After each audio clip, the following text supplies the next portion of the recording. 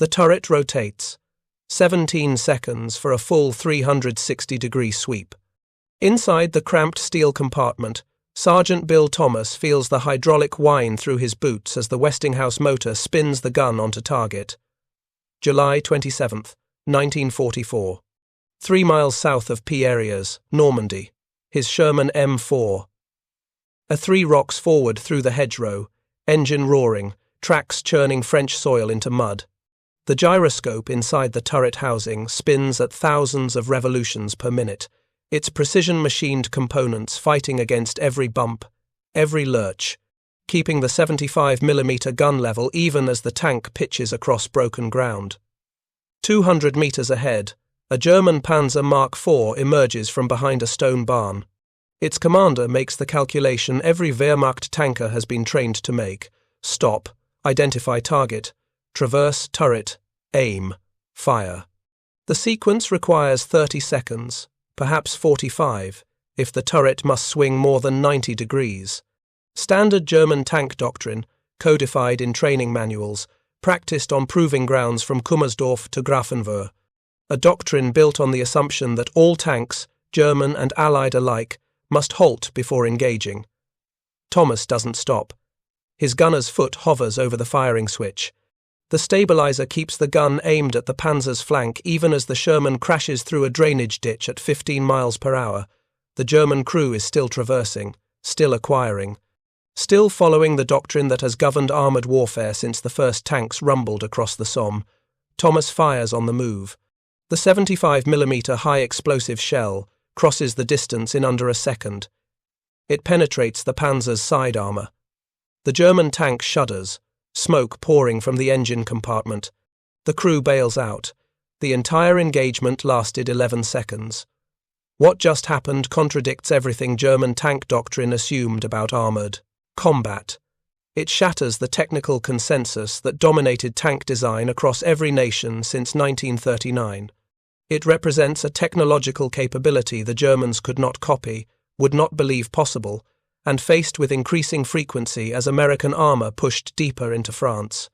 The gyroscopic stabilizer, a component dismissed by many American crews as too complicated, too finicky, too unreliable.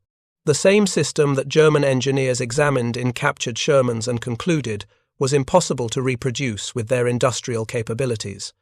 The same technology that would redefine tank warfare and expose a fundamental flaw in German armoured doctrine. If you're enjoying this deep dive into the story, hit the subscribe button and let us know in the comments from where in the world you are watching from today. The Westinghouse gyrostabilizer system first appeared in American medium tanks with the M3 Lee in November 1941, then carried forward into the M4 Sherman when production began in February 1942. The system used a spinning gyroscope to detect changes in gun elevation caused by vehicle movement. When the tank pitched forward or backward, hydraulic cylinders responded instantly, adjusting the gun's elevation to compensate. The result? The gun remained pointed at the target, regardless of what the tank hull did beneath it. On paper, the advantage was obvious. In practice, American tank crews reacted with skepticism bordering on hostility. The system required careful setup. The gyroscope needed time to spin up to operating speed. The hydraulic connections demanded regular inspection for leaks. Most critically, the stabilizer only worked in the vertical plane. It could compensate for pitch the tank's up and down movement, but not for yaw, the side-to-side rotation. The turret traverse system handled horizontal aim, but that remained manual, controlled by the gunner's input. Many crews simply disabled the stabilizer. They welded the hydraulic lines shut. They removed components. They ignored the system entirely, reverting to the same fire discipline every other nation used. Stop, aim, fire. Unit after unit reported the stabilizer as inoperative, not through mechanical failure but through deliberate choice. The maintenance seemed excessive. The benefit seemed marginal. Why bother with a complicated system when stopping to shoot worked perfectly well? But some units kept it working. Some crews invested the time to learn the system properly. Some commanders insisted their gunners practice with the stabilizer engaged until it became second nature. These units discovered something the skeptics never learned. The stabilizer's real advantage wasn't accurate fire while moving at speed. Hitting a target while rolling at 15 miles per hour remained difficult even with stabilization. The gun stayed level, but the entire vehicle still bounced and swayed. Accuracy suffered compared to a stationary shot. The true advantage revealed itself in the transition, that critical moment when a moving tank stopped to engage a target. Without stabilization, the gun kept moving even after the tracks locked. Momentum carried the barrel through several degrees of vertical travel. The gunner had to wait for the gun to settle, manually adjust elevation, acquire the target in his sight, then fire. 3 seconds, 5 seconds. Sometimes longer if the terrain was rough or the gunner inexperienced. With the stabilizer engaged, the gun stayed on target throughout the stop. The gyroscope fought against the momentum. The hydraulic cylinders kept the barrel level. The gunner could fire the instant the driver hit the brakes, sometimes even a fraction of a second before, knowing the gun would be aimed correctly when the tank stopped. 1 second, maybe 2 at most. The difference between firing first and dying first. American Army testing conducted in early 1943 confirmed what forward units discovered through experience. Crews trained to use the stabilizer got off aimed shots significantly faster than crews who disabled it. The tests measured everything: time from halt to first shot, accuracy at various ranges, crew workload during engagement. Every metric favored stabilization when properly employed. The Army began emphasizing stabilizer training in stateside programs. Fresh crews arriving overseas received instruction on setup and operation. Maintenance units prioritized stabilizer repairs. By mid-1944, as American armored divisions pushed into France following the Normandy breakout, more tanks operated with stabilizers engaged than disabled. The crews who'd spent months in combat, who'd seen what happened when German tanks got off the first shot, understood the value. Speed of engagement mattered more than any other single factor in tank versus tank combat. First shot, first kill. The stabilizer delivered that advantage. German doctrine never anticipated this capability. Wehrmacht tank training emphasized deliberate, aimed fire from static positions. Tank commanders selected firing positions with care, placing their vehicles hull down when possible, using terrain to mask their hulls while exposing only the turret. They stopped. They identified targets. They aimed carefully. They fired once, with precision, knowing their superior optics and powerful guns gave them advantage at range. This doctrine made perfect sense given German tank capabilities. Panther tanks mounted excellent Zeiss optics. Their long 75mm guns could penetrate a Sherman's frontal armor from 2,000 meters.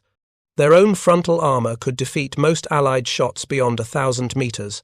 Why charge forward when you could engage from distance, from cover, with every advantage of optics and ballistics in your favor?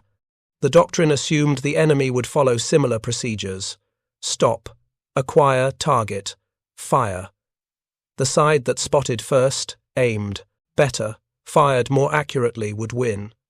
German crews trained extensively in gunnery. Their optics gave them clearer target acquisition at range.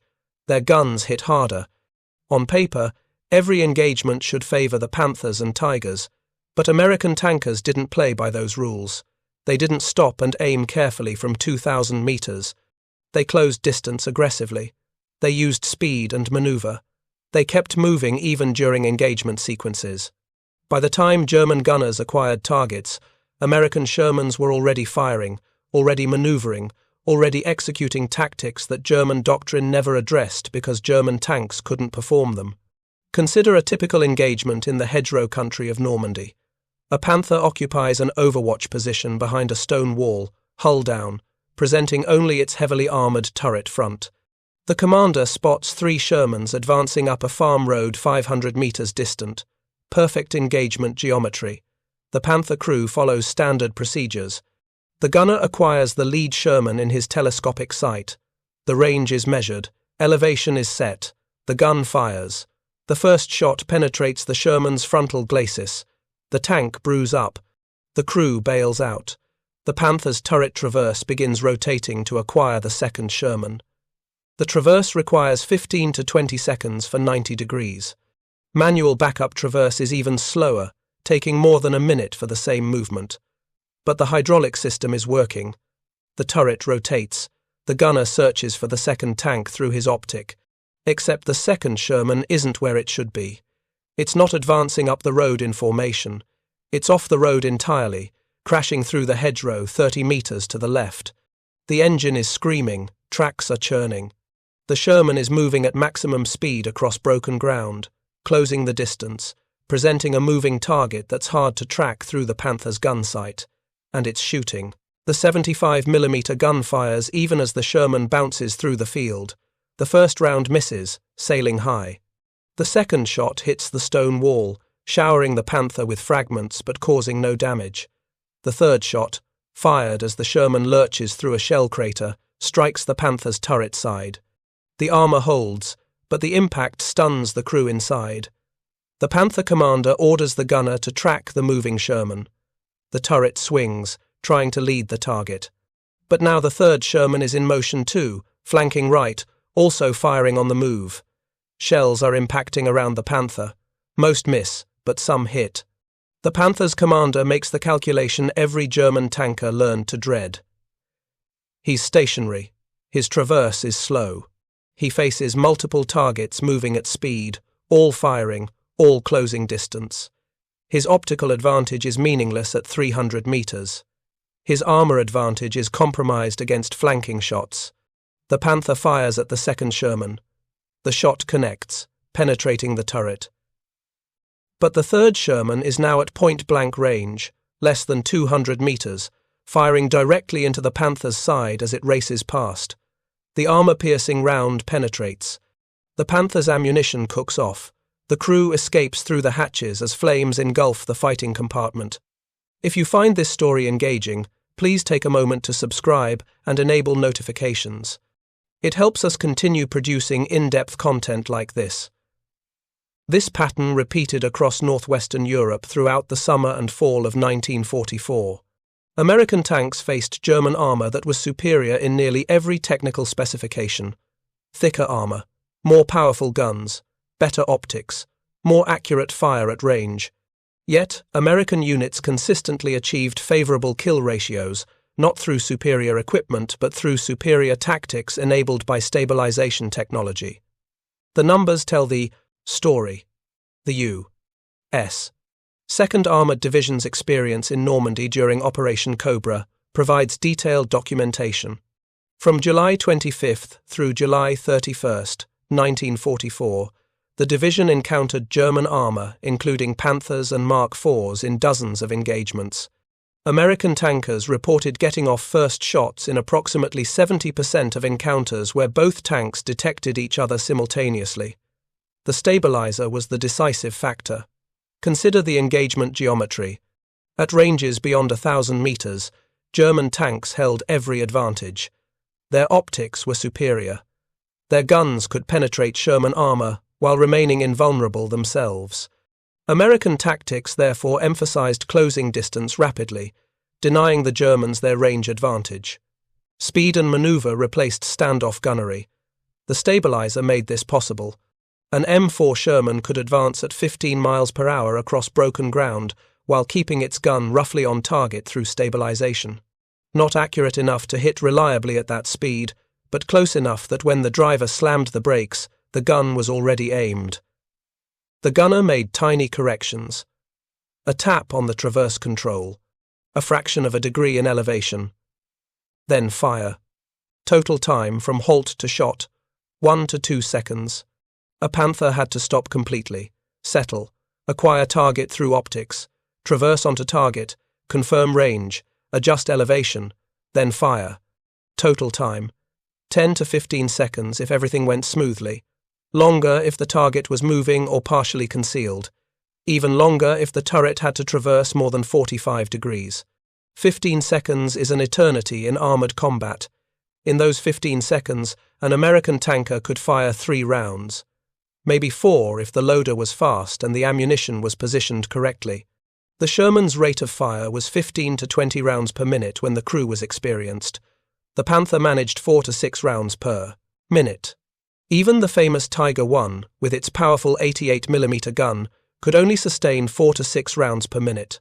Rate of fire multiplied first shot advantage. American crews who got off the initial round could follow it immediately with a second, then a third. Volume of fire compensated for the Sherman's weaker gun. A single 75mm armor-piercing round might bounce off a Panther's frontal armor. But 3 rounds in rapid succession, all aimed at the same target, created cumulative damage. The first shot cracked the armor. The second penetrated partially. The third broke through completely. German tank crews discovered this reality repeatedly throughout the summer campaign. Their technical superiority meant nothing if they couldn't aim and fire before American shells started landing. The psychological effect was devastating. Panther commanders who'd been trained to believe their tanks were invincible found themselves under fire before they'd completed their engagement sequence. The doctrine said they should have time to aim carefully, to use their superior optics, to exploit their armor advantage. The reality was American tanks firing constantly, moving unpredictably, refusing to fight the kind of battle German doctrine assumed. The technical explanation for this doctrinal mismatch lies in fundamental design philosophy differences. American tanks were designed around automotive engineering principles, developed in the civilian industry over decades. The Sherman's engine, transmission, and drivetrain components came directly from civilian truck and tractor designs. The Continental R975 radial engine was an aircraft engine adapted for ground use. It was reliable, tolerant of varied operating conditions, and simple to maintain. The transmission used synchronized gears that allowed easy shifting without double clutching. Any soldier who could drive a truck could drive a Sherman. This automotive engineering approach extended to the stabilization system. American industry had been building gyroscopic systems for ship stabilization since the early 20th century. The Sperry Gyroscope Company pioneered stabilization technology for naval vessels and aircraft. Adapting that technology to tanks was a logical extension. The manufacturing capability existed. The engineering knowledge was mature. The industrial base could produce thousands of complex gyroscopic units using mass production techniques. German industry lacked this manufacturing maturity in certain specific areas. German engineers were brilliant. Their theoretical knowledge was exceptional. But their industrial base was organized differently. Where American factories used interchangeable parts and assembly line methods, German manufacturing often relied on skilled craftsmen producing components to tighter tolerances with more hand-fitting. This produced excellent quality in small batches but couldn't scale to mass production of complex systems. When German engineers captured intact Shermans and examined the stabilization system, they understood the theory perfectly. They could see how the gyroscope detected motion, how the hydraulic system responded, how the control mechanisms integrated with the gun mount. What they couldn't replicate was the manufacturing process. Producing thousands of precision gyroscopes required industrial capabilities Germany simply didn't possess by 1943. Their machine tool inventory was inadequate. Their workforce training emphasized different skills. Their production philosophy prioritized perfection over quantity. The result was a technology gap that manifested in tactical capability. American tanks could fire effectively during the transition from movement to halt. German tanks could not. This single difference cascaded through every level of armored combat. It changed how American units approached engagements. It forced German commanders to adapt tactics to compensate for limitations their doctrine never acknowledged. German responses to this challenge varied by unit and commander.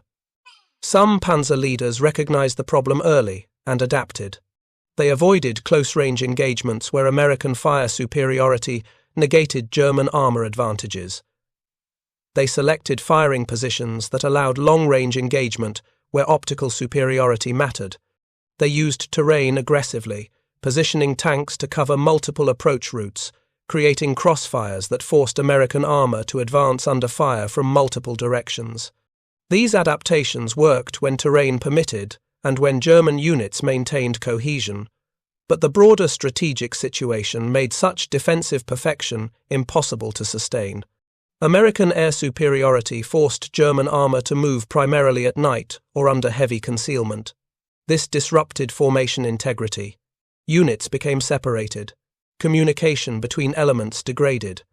The carefully prepared defensive positions that German doctrine required became increasingly difficult to establish and maintain. Moreover, American combined arms doctrine integrated armor with artillery, infantry, and air support in ways German units struggled to counter. When American tanks encountered strong German defensive positions, they didn't press forward blindly.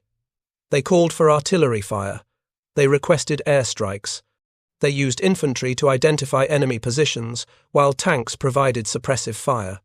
The Sherman's high-explosive shells were exceptionally effective against dug-in infantry and anti-tank gun positions, even when they struggled against heavy armor. The engagement at Romsey, France, in late July 1944, illustrates this combined arms approach. The 2nd Armored Division encountered elements of the 2nd SS Panzer Division, Das Reich, and the 17th SS Panzer Grenadier Division, Götz von Berlichingen, attempting to withdraw through a narrow corridor. German armor included Panthers and Panzer IVs, positioned to cover the withdrawal route. Standard defensive deployment with overlapping fields of fire. American commanders didn't attack directly into this prepared position. Instead, they encircled it. Tank battalions moved rapidly around the flanks, cutting off escape routes. Artillery battalions positioned to deliver fire on German concentrations. Fighter bombers received coordinates for enemy armor positions. The engagement became an annihilation rather than a battle.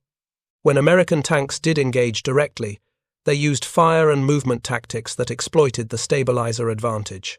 One platoon would advance while firing, forcing German tanks to button up and cease observation. A second platoon would maneuver to flanking positions during this suppression phase. When the flanking platoon achieved position, they engaged German armor from the side while the lead platoon continued to suppress. German crews found themselves under fire from multiple directions simultaneously, unable to respond effectively to all threats.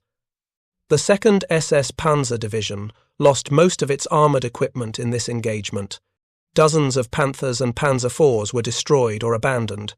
American losses were significantly lighter, despite facing technically superior German armour.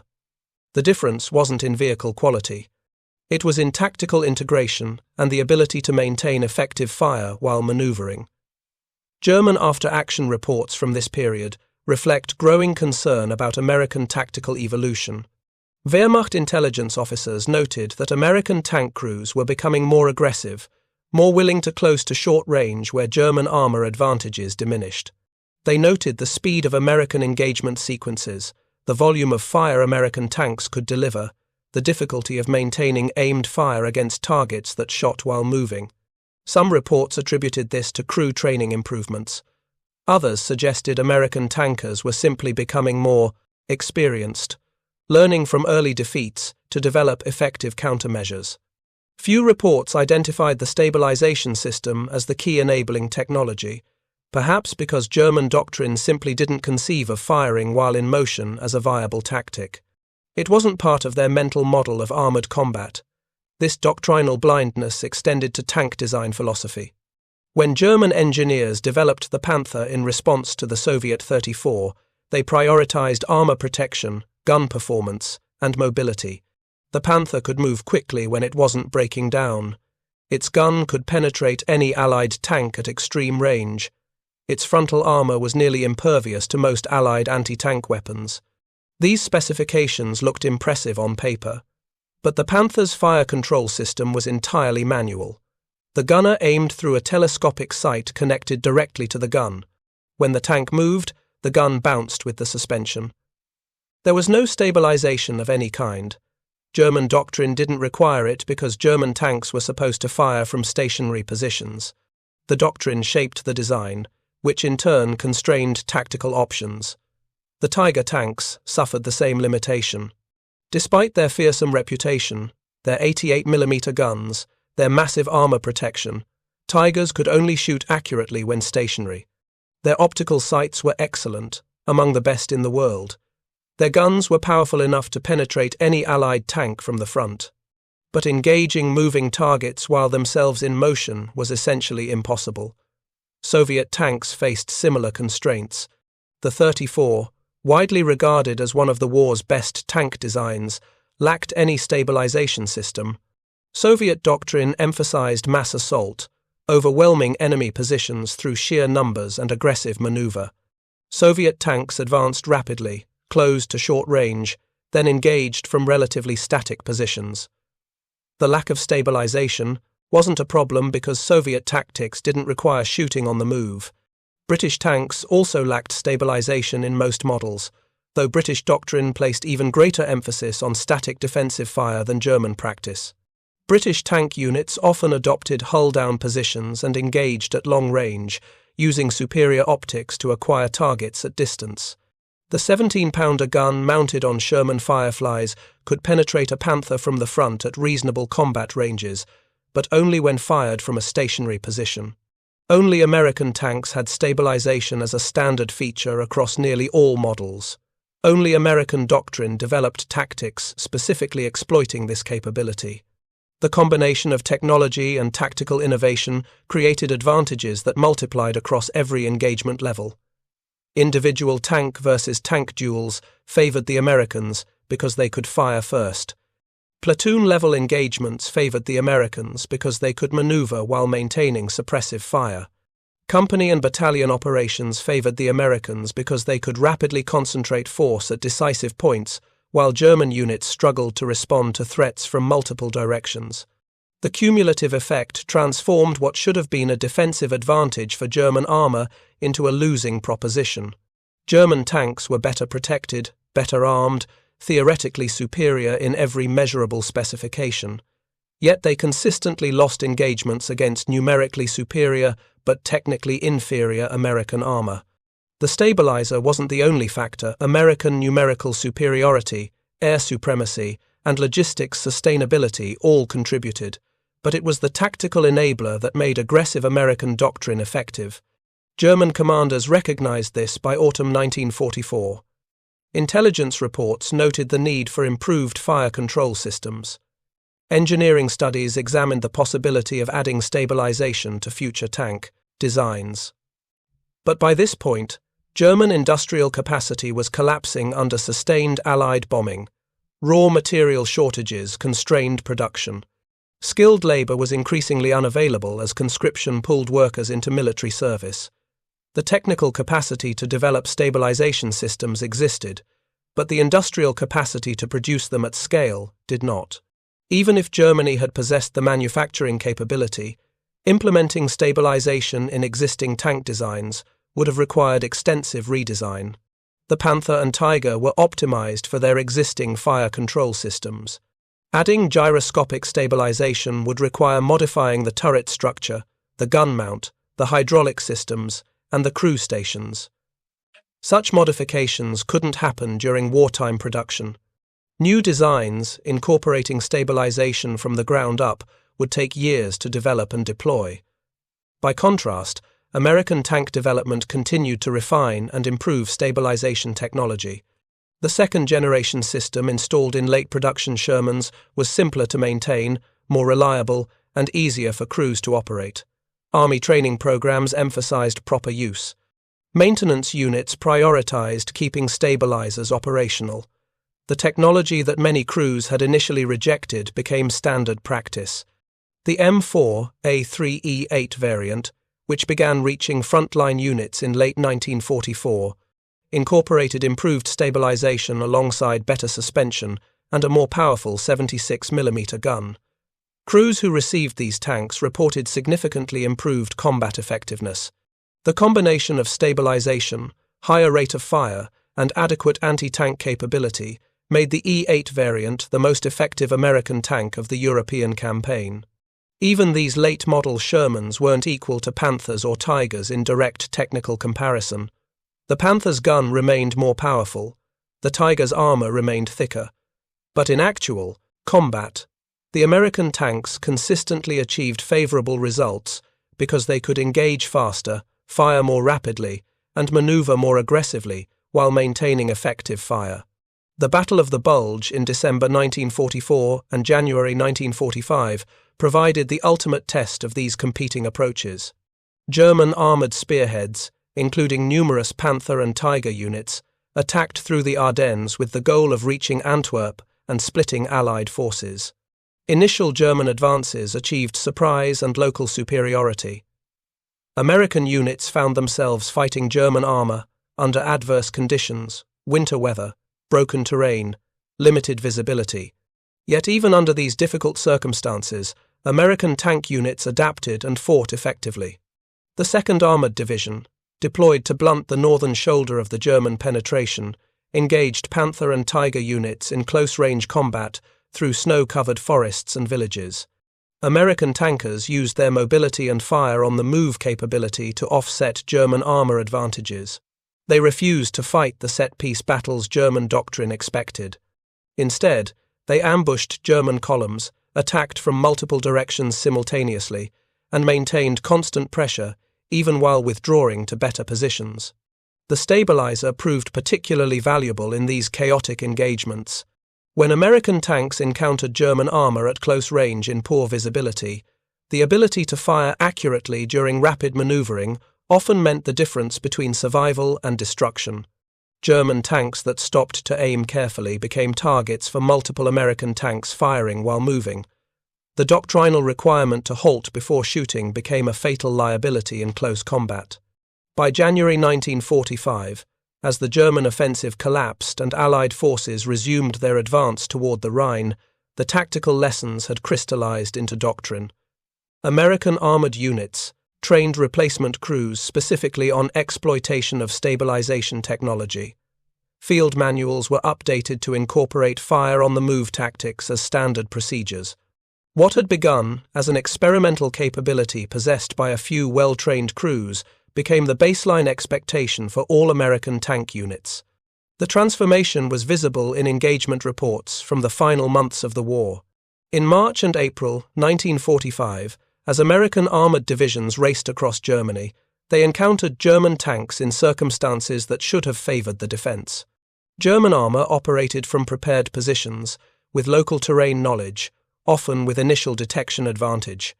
Yet American units consistently achieved favourable outcomes through aggressive tactics enabled by stabilization. The 3rd Armoured Division's advance to the Elbe River illustrates this evolution. Spearheading the First Army's drive into central Germany, the division covered hundreds of kilometres in a matter of weeks.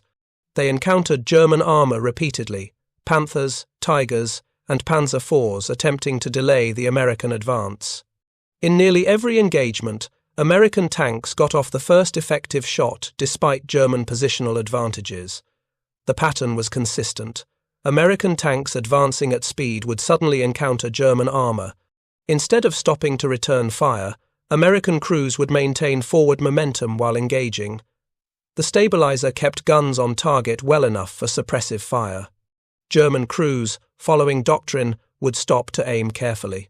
But by the time German gunners had acquired their targets and prepared to fire, American tanks had fired multiple rounds, forced the Germans to button up, and manoeuvred to flanking positions. German tank commanders increasingly found themselves in impossible situations. Their training said to stop and use their superior optics and guns. Their experience said that stopping meant coming under immediate fire, from multiple directions. Some crews abandoned doctrine and attempted to fight while moving, but their tanks weren't designed for this. Without stabilization, firing while moving meant random shots with minimal accuracy. German crews who tried to match American tactics with inadequate equipment simply wasted ammunition while making themselves targets. The disparity became even more pronounced as German logistics collapsed in the final months. Fuel shortages forced German armour to conserve movement. When Panthers and Tigers did engage, they often couldn't reposition after their initial shots. They became essentially static pillboxes, powerful but immobile. American tanks could maneuver freely, using their mobility to offset armour disadvantages, using stabilization to maintain fire even while moving. German crews who survived these final battles and entered American captivity often expressed surprise when interrogated about American tank capabilities. They had been told American tanks were inferior, weak armor, inadequate guns, mass-produced junk that couldn't match German engineering excellence. The propaganda had been consistent throughout the war. German tankers were assured their Panthers and Tigers were invincible against inferior Allied equipment. The reality they encountered contradicted this narrative completely. American tanks might have thinner armor and less powerful guns, but they fought with a speed and aggression German doctrine couldn't counter. They fired accurately while moving. They engaged from multiple directions simultaneously. They maintained high rates of fire that overwhelmed German crews. The technical specifications said German tanks should win. The tactical reality was that American tanks consistently destroyed their supposedly superior opponents. Post-war analysis by both American and German military institutions examined this discrepancy extensively. The U.S. Army's Ordnance Department conducted detailed studies of tank combat effectiveness. They interviewed hundreds of tank crews, analyzed engagement reports, examined destroyed vehicles from both sides. The data confirmed what frontline crews already knew. First shot capability was the single most important factor in tank versus tank combat. Everything else, armor, thickness, gun power, optical quality, mattered less than which tank fired first. The stabilization system, which many crews had initially dismissed as unnecessary complexity, emerged as the critical enabler of first shot advantage. Army analysts calculated that trained crews using stabilization got off aimed shots, an average of 3 to 5 seconds faster than crews who disabled the system. In armor combat, 5 seconds wasn't just an advantage, it was the difference between killing and dying. German military analysts reached similar conclusions through different paths. The Bundeswehr, when it reformed in the 1950s as West Germany's new military, studied World War II tank combat extensively. They examined why German armor, technically superior in most specifications, had achieved disappointing results against American and Soviet forces. The analysis identified several critical factors, but stabilization technology featured prominently in their conclusions. German engineers in the post-war period recognized that their wartime doctrine had been built on flawed assumptions. The assumption that tanks would always fight from static positions. The assumption that careful aimed fire mattered more than rate of fire. The assumption that technical superiority in individual specifications would translate to battlefield superiority. All of these assumptions had been proven wrong by combat experience. When West Germany began developing the Leopard 1 main battle tank in the late 1950s, designers consciously incorporated lessons learned from American stabilization technology. The Leopard 1 featured a fully stabilized gun system that could maintain accurate fire while moving at speed.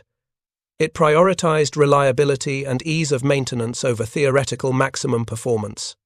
It used automotive engineering principles similar to American approaches, rather than the precision engineering philosophy that had dominated German wartime design.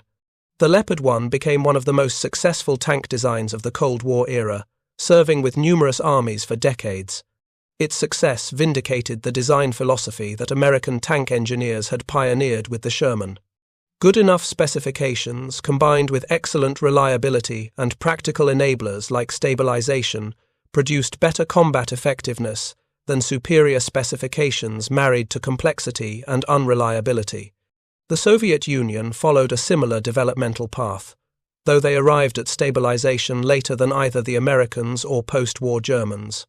Soviet tanks throughout World War II lacked any stabilization systems.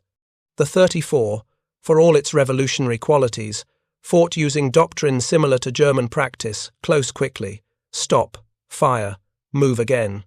Soviet success came from overwhelming numbers and aggressive tactics rather than technological sophistication. But Soviet tank designers paid attention to what worked.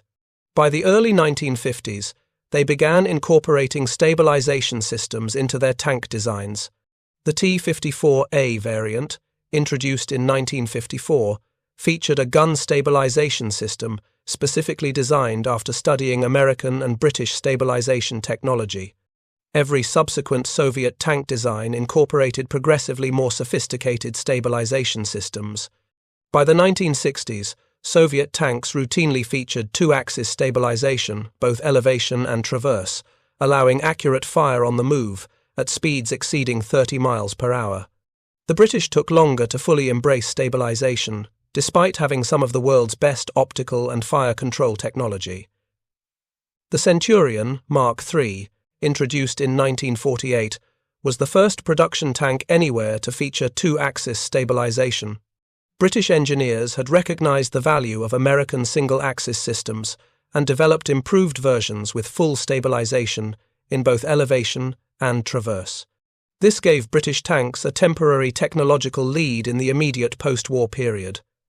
Yet, even with this advanced system, British tank doctrine initially emphasized static defensive fire, similar to wartime practice. It took years of training and doctrinal development before British tank crews fully exploited stabilization capabilities the way American crews had during the war. The technology was necessary, but not sufficient. Doctrine and training had to evolve to match technological capability. The American experience in World War II demonstrated this integration of technology, doctrine, and training. The stabilizer was just a mechanical system, no different in principle from any other tank component. What made it decisive was that American doctrine evolved to exploit it. Crews trained specifically on its use. Maintenance kept it operational. Commanders developed tactics around its capabilities. The complete system technology plus doctrine plus training created battlefield advantage that far exceeded what the technology alone might suggest. This lesson extended beyond stabilization to the broader question of military technology development and employment. The German approach prioritized technical excellence in individual components. They built the best optics, the most powerful guns, the thickest armor. Each specification was optimized independently. The resulting tanks were technological marvels on paper. In practice, they were too complex to maintain, too expensive to produce in adequate numbers, too demanding of skilled crews who weren't available, and designed around doctrinal assumptions that combat proved incorrect. The American approach accepted good enough specifications in many areas to achieve excellence in the factors that actually mattered in combat. Sherman armor was adequate, not exceptional. The 75mm gun was sufficient for most targets, not overwhelming. But the reliability was outstanding. The production quantity was enormous. The ease of operation meant replacement crews could be effective quickly. And the stabilization system, properly employed, gave American tanks first-shot advantage that negated many German technical superiorities. This difference in design philosophy reflected deeper differences in industrial culture and military organization. American industry was built around mass production of reliable consumer goods. Automotive companies like General Motors and Ford had spent decades perfecting assembly line manufacturing of complicated mechanical systems. They knew how to train workers quickly. They understood that parts had to be truly interchangeable, not just theoretically so. They had supply chains capable of delivering millions of components on predictable schedules. German industry operated differently. Much German manufacturing still relied on skilled craftsmen, producing high-quality goods in relatively small batches. This worked excellently for products where quality mattered more than quantity. But it couldn't scale to wartime mass production of complex weapons. German tanks required extensive hand-fitting during assembly. Spare parts weren't truly interchangeable. Mechanics had to modify them to fit individual vehicles. Training tank crews required more time because the vehicles were more complicated to operate. These industrial and organizational differences manifested in battlefield outcomes. American tank units could absorb losses and integrate replacements quickly. Destroyed Shermans were replaced within days. Replacement crews, while less experienced than veterans, could operate the tanks effectively with basic training. The entire system was designed for sustainability. German armor units, by contrast, struggled to replace losses. Each destroyed Panther represented months of production effort. Replacement crews needed extensive training to operate the complex vehicles effectively. The system wasn't sustainable under attrition warfare conditions. The stabilization system exemplified this broader pattern. It was a sophisticated technology made practical through mature manufacturing processes and integrated into doctrine through effective training. German engineers could have designed similar systems. They had the theoretical knowledge, but they couldn't have manufactured them in adequate quantities with their industrial base. And even if they had possessed the production capacity, their doctrine would have needed fundamental revision to exploit the capability effectively. This brings us full circle to that July day in 1944 when Sergeant Thomas fired on the move and destroyed a Panzer IV before it could complete its engagement sequence. That single engagement, repeated thousands of times across Europe in the war's final year, demonstrated how technology enables tactics, which in turn determine outcomes. The stabilizer gave American tankers an option German crews didn't have. American doctrine evolved to exploit that option. Training ensured crews could employ the technology effectively. The complete system delivered battlefield advantage. The German Panzer IV commander, who died that day near Perrières, never understood why he lost. His training said he should stop, aim carefully, use his excellent optics, exploit his armor. The doctrine had worked earlier in the war against French and Soviet opponents who fought similarly. It made sense based on every assumption German military theory held about armored combat. But doctrine built on flawed assumptions, no matter how logically developed, produces defeat when confronted with reality. American doctrine evolved faster because it was built on different foundations. American military culture emphasized practical problem-solving over theoretical elegance. When something didn't work, change it. When new technology became available, develop tactics to exploit it. When crews discovered better methods through experience, incorporate those methods into training. This pragmatic flexibility allowed rapid adaptation to battlefield conditions. The stabilizer story illustrates this adaptive culture. Initial crew skepticism about the system was overcome through demonstrated effectiveness. Training evolved to emphasize proper use. Maintenance procedures were refined based on field experience. Tactics developed organically as crews discovered what worked. The entire process took less than 2 years from widespread skepticism to universal acceptance. German military culture, more hierarchical and doctrine-bound, couldn't have adapted so quickly. By war's end, every American tank crewman understood the value of stabilization. Every replacement crew received training on its use. Every maintenance unit prioritized keeping stabilizers operational. The technology that had been dismissed as unnecessary complexity became the foundation of American armor tactics. And those tactics, enabled by that technology, helped American armor formations race across Germany in the spring of 1945 with a speed that would have been impossible using German-style static fire doctrine. The final irony is that German engineering excellence produced the technical analysis, proving American approaches superior. Captured German documents from 1945 include detailed studies of American tank technology. German engineers recognized the manufacturing sophistication behind seemingly simple American designs. They understood how mass production techniques enabled quantity without sacrificing reliability. They acknowledged that American automotive engineering maturity created advantages German industry couldn't match. But this understanding came too late to change. Outcomes. By the time German analysts recognized American advantages, German industrial capacity was collapsing. The knowledge couldn't be translated into action. The insights couldn't modify production. The technical understanding remained academic because the industrial and military systems that might have implemented changes no longer functioned effectively. Thank you for watching. For more detailed historical breakdowns, check out the other videos on your screen now, and don't forget to subscribe.